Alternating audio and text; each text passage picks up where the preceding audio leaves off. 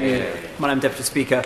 Our planning system is critically important, and I believe it should protect against inappropriate development, including on greenbelt and floodplain. The planning system needs to protect and enhance biodiversity. The planning system needs local democratic and community input. Rather than dictate to communities, the government should work with them.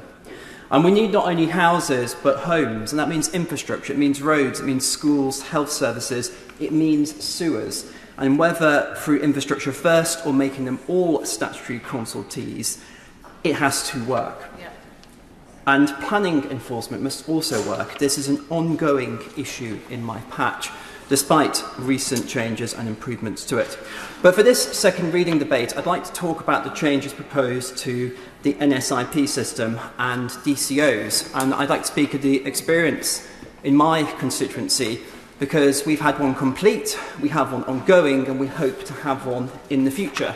So I'll start with the one that's finished, which is the Esso pipeline project, which ended up blocking access to homes, ripping up green spaces with poor communication and no compensation to residents affected. When I asked for compensation, the answer was, well, it's not in the DCO. Reform must ensure greater protections for communities who are affected by the DCO project. The M25A3 DCO, which many of you will know about because of the closures of the M25, one of which over the weekend, is a fantastic project that's going to improve local connectivity, but it has wreaked havoc on my local communities through diversion routes, through problems at the Paynes Hill roundabout, which National Highways have admitted was deprioritised in favour of the M3 and M25 works. It's caused problems with kids getting to school, kids getting to their exams. When I've tried to raise this in terms of getting enforcement, including amongst others to the Office and Road and Rail, effectively no formal investigation has even been open, and it's been pretty much impossible to find a meaningful way to enforce when things go wrong.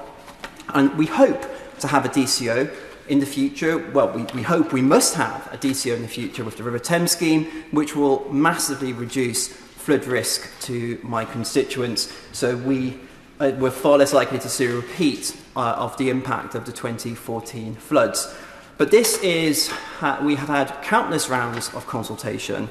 I'm very concerned that because of the current system, the perfect has become the enemy of the good, and the threat and problems with local council reform and the impact that will have. Can the Minister in his wind-up explain and give advice to people who are currently going through a DCO process to put one together, what they should do given the impact of this bill when it gets roller sent?